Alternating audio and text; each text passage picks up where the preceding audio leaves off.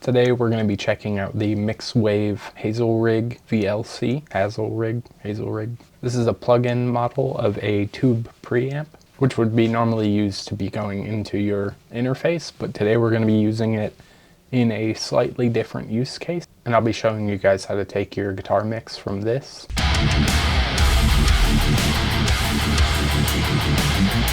to this.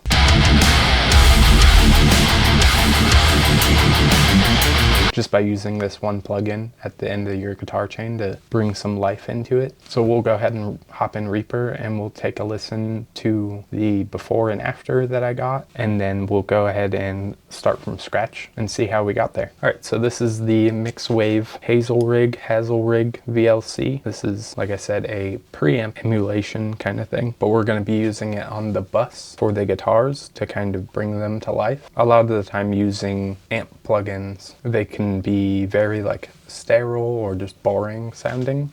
So taking something like this and kind of add back some of that like rawness that you want is super helpful. So here's just a quick clip of it without it on, and then we'll turn it on.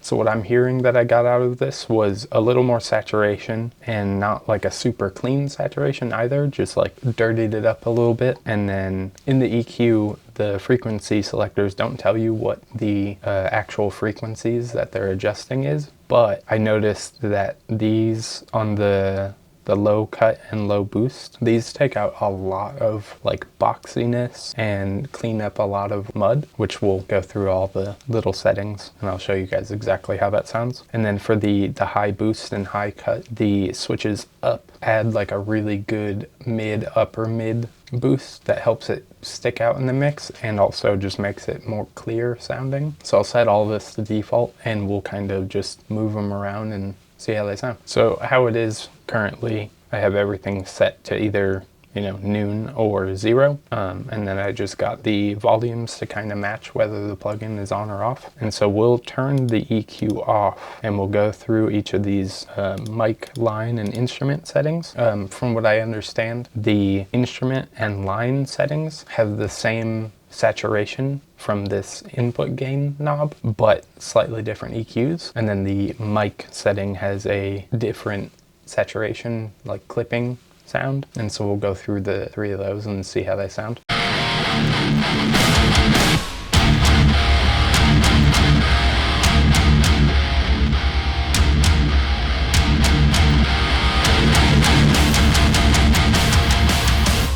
So the mic setting has a much more aggressive saturation.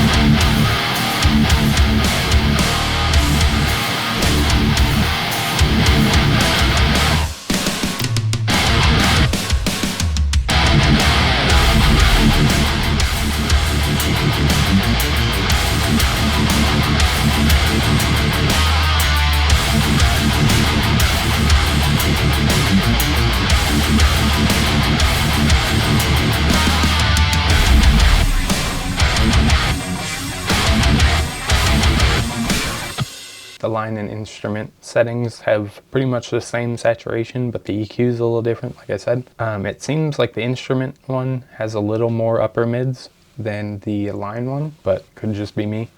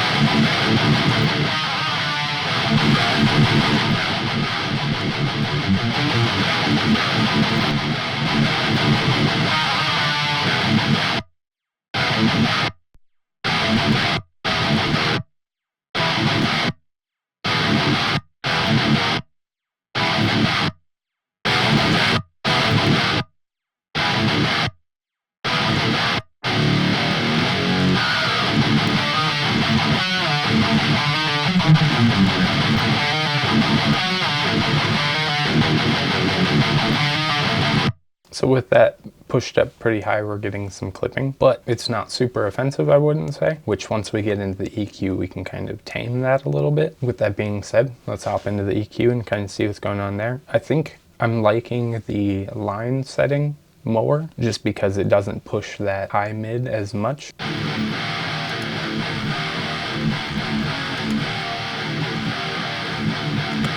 So we'll have an easier time cleaning up the unwanted saturation and clipping that we're getting. So first we'll start off with the low cut and kind of see what that's doing.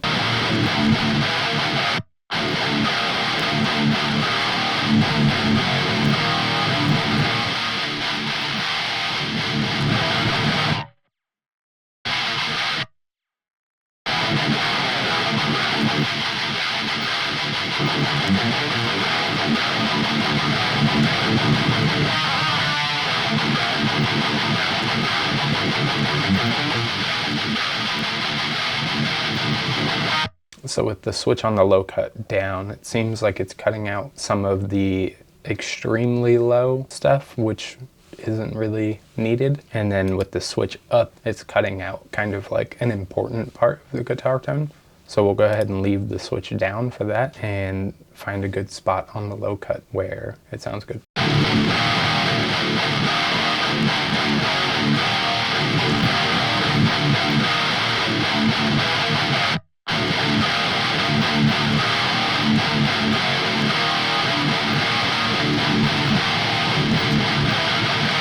So I feel like there it's not cutting out too much low end, but it's definitely like tightening it up a lot.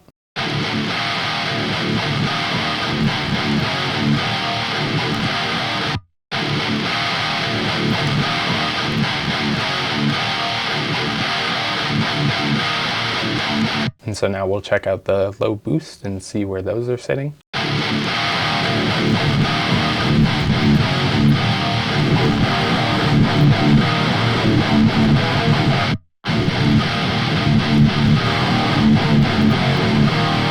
On the up setting, I feel like it's adding a little too much like mud into it and not thickening it up in the low end, whereas the bottom setting is just adding in some low end. So we'll go ahead and leave that down and then figure out where a good spot would be for that.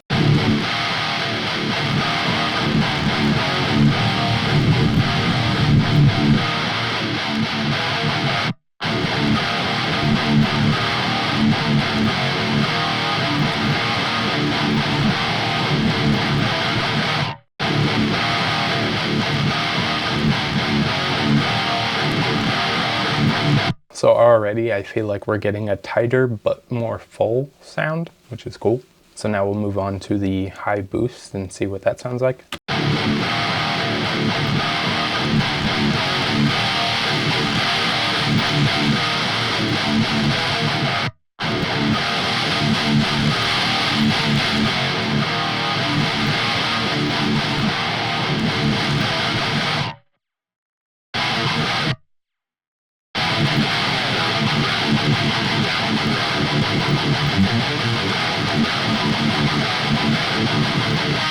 I like the range of the low setting, but with the amount of saturation that we're throwing in, it's pulling up some weird noises. I think with the high boost, I prefer the setting, the frequency select setting up, and so we'll find a good spot on that as well.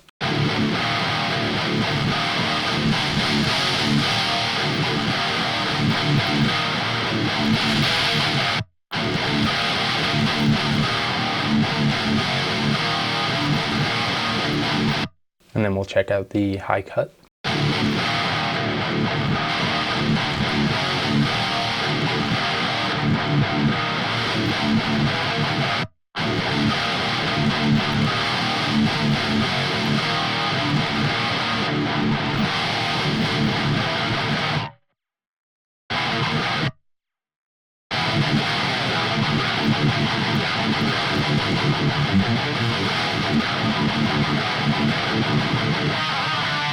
And on the high cut, I think I like the frequency select switch down. It seems to be clearing up some more of the harsh noises that we don't necessarily want, but this is listening to the guitars by themselves. So we'll unsolo this and listen to it in the mix, and it might change. We'll see.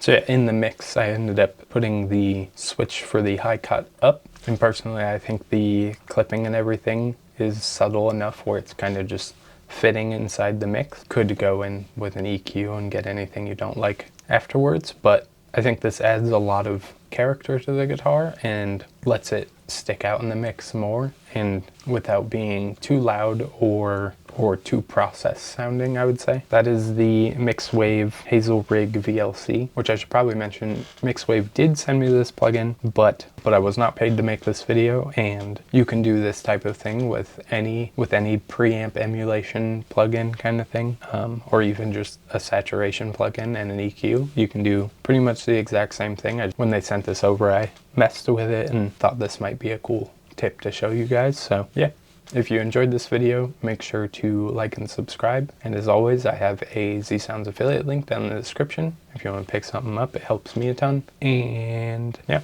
I think that's it.